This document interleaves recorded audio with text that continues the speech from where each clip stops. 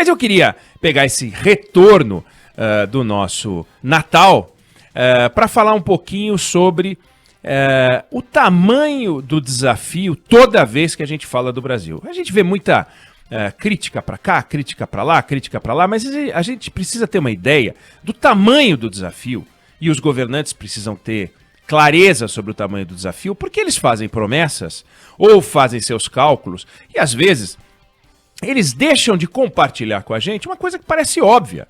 Tem duas variáveis muito importantes que, conforme o assunto, eles desaparecem da conversa, mas não deveriam desaparecer. E eu queria chamar a atenção para essas duas variáveis, né? A primeira das duas variáveis é a seguinte: o Brasil, você sabe, pertence ao grupo dos 10 países mais ricos do mundo. Quando você faz o ranking pelo tamanho do PIB, são os 10 países de maior PIB no mundo. Já tem estudioso dizendo que no ano que vem, 2021, quando saírem os dados referentes a 2020, o Brasil talvez já não faça mais parte da lista dos 10 países mais ricos do mundo. Conforme a fonte, hoje a gente é 8º, conforme a fonte a gente é o 9º, e tem gente dizendo que a gente vai cair para 11º, 12º, é possível. Vamos aguardar para ver, mas por enquanto a gente está na lista dos 10 países mais ricos do mundo. E esses 10 países, eles têm uma característica, a maioria deles, além de um PIB admirável, eles têm algo que o Brasil não tem, que é um PIB per capita admirável.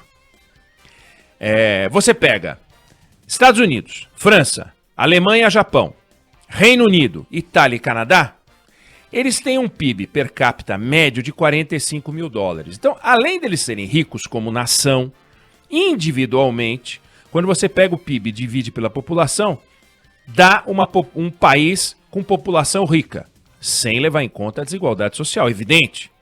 Mas só para a gente ter uma ideia, renda per capita média de 45 mil dólares.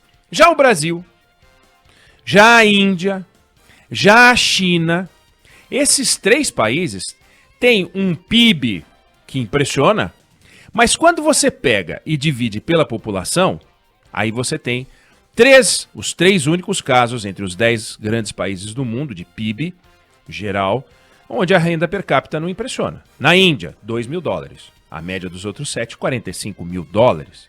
Né? A China, 9.700 dólares. 45 o grupo. Brasil, 8.900 dólares de renda per capita. Ou seja, no ranking de renda per capita, o Brasil varia, aí varia conforme a fonte.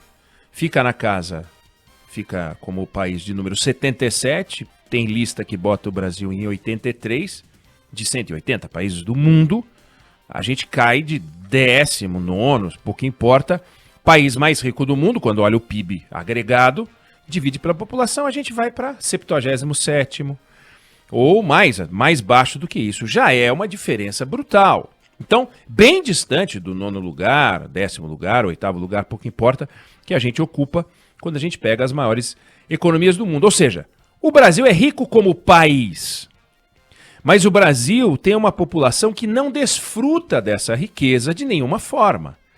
O Reino Unido e o Brasil, por exemplo, possuem um PIB muito parecido, só que o Reino Unido tem uma população de 66 milhões de habitantes e nós temos 210. Só aí já dá para ter uma ideia. É o tal negócio, 2 famílias com renda parecida, um casal sem filhos, Débora, outro um casal com 3 filhos. A renda é a mesma, mas as despesas, né, totalmente diferentes. É o caso do Brasil.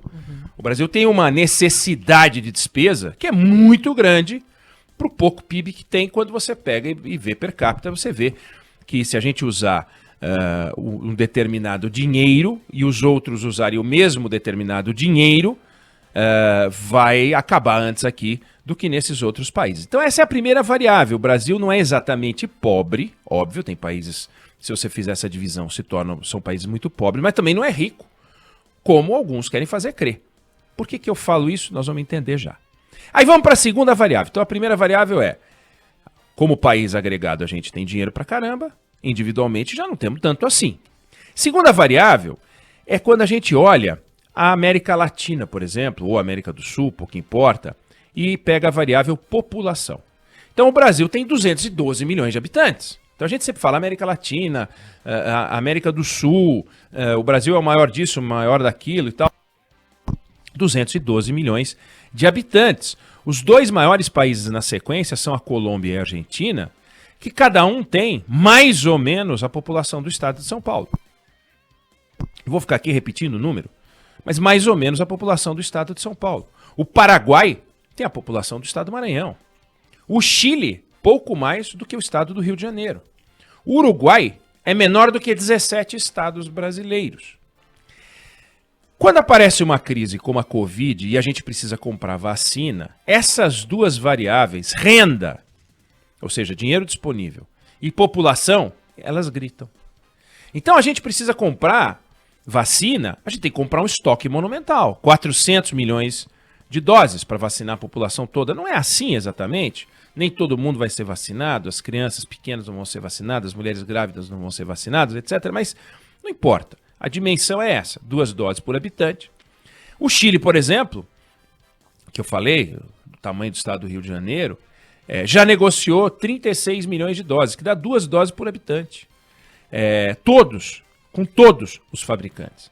Então, ter uma população grande gera um desafio que é monumental, ainda mais sem ter renda suficiente para enfrentar o gigantismo que é ter 212, 210 milhões de habitantes, e exige dos governantes, aí sim, agilidade, iniciativa, agressividade, inteligência, porque para a gente é mais difícil do que para os Estados Unidos. E a vacinação funciona.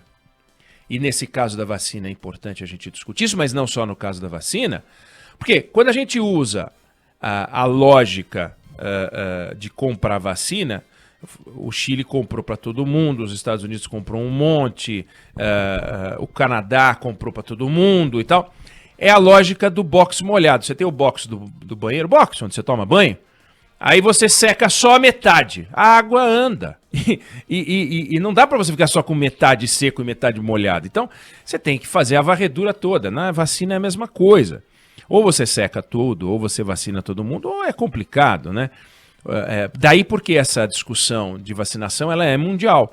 Imagina um país que vacina toda a sua população e todos os outros países em volta não vacinam. Você vai ter que fechar a fronteira. Senão é uma complicação. Ah, não, mas eu vou estar com a população imunizada. Mais ou menos, não é bem assim. Você não vai vacinar todo mundo. Você não vai querer ter gente com foco de Covid, você tem um tempo máximo de duração da imunização, etc. Então, é evidente que o esforço tem que ser mundial. Do contrário, você vai ter o vírus circulando dentro do seu país, que é o que você não quer. Você vacina para você tentar erradicar, diminuir, etc. Então, a campanha da vacinação fez essas duas variáveis, renda baixa e população alta, gritarem. Mas, e eu estou dando o exemplo da Covid, não é apenas na vacinação que essas variáveis aparecem. Pode não aparecer no agronegócio, por exemplo, certo? Você não produz para a sua população. Você não produz segundo o tamanho do seu PIB. Ao contrário, o agronegócio fabrica PIB. E a população, a gente tem alimento de sobra para a população brasileira. Então não é essa a discussão. A gente produz para exportar. Exportação é outro item que pode não guardar ligação com renda e também com população. Sim, com a sua capacidade de produção, etc. Mas outras coisas aparecem. Por exemplo, na saúde, renda e tamanho da população, vital. Educação. Puxa vida, o esforço está ligado ao tamanho do número de jovens, o número de crianças, o número de adultos, enfim, a educação continuada e tal. Tudo isso tem a ver com o tamanho da população. E com a renda, porque é mais difícil você fazer um esforço de educação num país de renda mais baixa, bem mais complicado do que num país de renda mais alta, onde os pais foram educados, os avós foram educados, e educar os netos é mais fácil. Outra coisa é você tem um processo em que os pais não estão tão educados, os avós não foram tão educados, resultado de um país mais pobre. Emprego tem ligação com a sociedade, né, direta. Segurança tem ligação com o tamanho da população. Então, todas essas conquistas sempre vão depender dessa combinação, renda e tamanho da população, que na vacinação ficou explícita. Então, muita gente para cuidar e pouco dinheiro no bolso. Então a gente tem que entender isso, mas não é a gente, eu, Débora, ouvinte querido, ouvinte querida. Os governantes precisam enfiar isso na cabeça, porque para correr atrás de uma solução, eles têm a obrigação de sair antes. Porque se eles não tiverem criatividade e for tudo só no valor do dinheiro, eles vão se dar mal. O valor da vacina aumenta depois que foram vendidas as primeiras levas na fase em que as pessoas apostaram numa determinada vacinação e alguns apoiaram até as pesquisas. Por que o Chile conversou com todo mundo? Conversou com China, conversou com Rússia, conversou com Oxford, conversou com Pfizer, conversou com Johnson Johnson e outros fabricantes, com todos. Por que a gente demorou tanto, né? A gente demorou tanto porque a gente esqueceu, a gente deixou de lado essas coisas que realmente importam e fomos para o mundo das crenças, das bobajadas e tal. Eu não quero repetir a quantidade de asneira que foi dita anti-vacina. Porque a quantidade de asneira é tão sem limite que nós vamos chover no molhado aqui e não vamos chegar a lugar nenhum. Objetivamente, a gente precisa tirar dessa lição da péssima campanha pela vacinação, pela busca da vacina. Espero que a campanha de vacinação, e aí o Brasil tem uma tradição, seja melhor do que essa corrida pela vacina. Cadê a vacina? Não chegou, né? Que a gente tem este mesmo problema em outras áreas. Esse é o nosso desafio, mas esse também é o nosso grande ativo. Quer dizer, uma população que tem uma capacidade de produção e também um país que pode aumentar a renda. Esse é o nosso grande desafio. Mas se a gente tirar isso da cabeça, a gente sempre vai se comparar com os outros, sei lá, se comparar com o Chile e falar que é igual. Não é. 18 milhões, nós somos 212. Mas também os americanos são 320. Mas lá eles são muito mais ricos. Então o Brasil é tão único no mundo que às vezes uma comparação internacional soa esquisita, mas a gente tem que olhar para fora para buscar os exemplos. Olhando para fora para buscar os exemplos, independente do tamanho da população, o que fica é governantes de qualquer país, paísinho pequeno como o Uruguai, país pequeno como o Chile, país um pouco maior como Colômbia, Argentina e tal, e países gigantes como os Estados Unidos, maiores do que o nosso, foram muito mais ágeis e nós ficamos para trás. Isso é muito, muito, muito ruim. O importante é a gente não perder de vista essas variáveis. O Brasil é um país muito específico no mundo.